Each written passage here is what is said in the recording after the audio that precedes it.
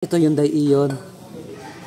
Ang isa sa problema nito, ito, yung caliper piston niya. Yan, pinalawang na ng gusto. Labas, tsaka loob. Kaya sabi kanina ni sir, bakit daw parang mahina daw ang hatak. Yan, kasi nga pigil ang takbo niya kasi naka-stack up na sa sobrang kalawang.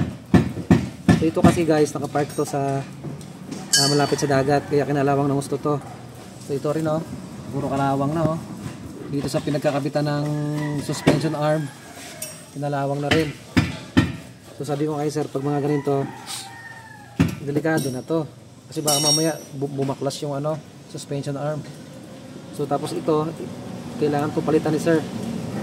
Pigil yung takbo niya. Yung brake pad niya manipis na. So kabilaan yan guys. So ito rin, yan, kinalawang na ng gusto. Yan. Mapapansin nyo, puro kalawang na rin yung sa ball joint nya. Naligo na ng kalawang. CV joint, kinaligo na rin ng kalawang. Nabaklas na, wala na rin grasa sa loob. Yan. So ito rin. Yan yung nya, yung tie rod. So ito, magpapalit tayo ng bearing kasi sobrang ingay na rin. So ito pang isa sa problema niya. Iba kasi ng Iba ng nut. Itong isa. So ito, umiikot na lang, ayaw na matanggal.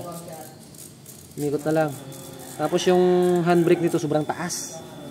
Pag in-handbrake mo to, umiikot na lang kusa. Ayan makapansin nyo, sobrang kalawang na rin sa loob. So malamang ito, yung nito, yung brake shoe niyan, wala na rin, manipis na rin. Ito kinalawang na rin yung hydrovac. Kasi itong master may tagas din. Yan, brake master. Kaya yung kinalawang kasi yung tagas umabot doon. Dito naman yan, hanggang baba na yung leaks, yung langis. So itong rotor ni sir, kinalawang din siya ng gusto.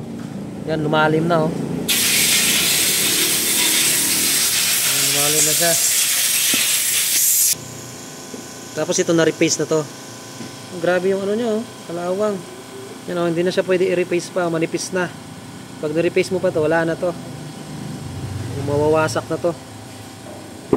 Yan. Palitin na to. Yan, marami-raming papalitan siya si sir. Yan ball joint.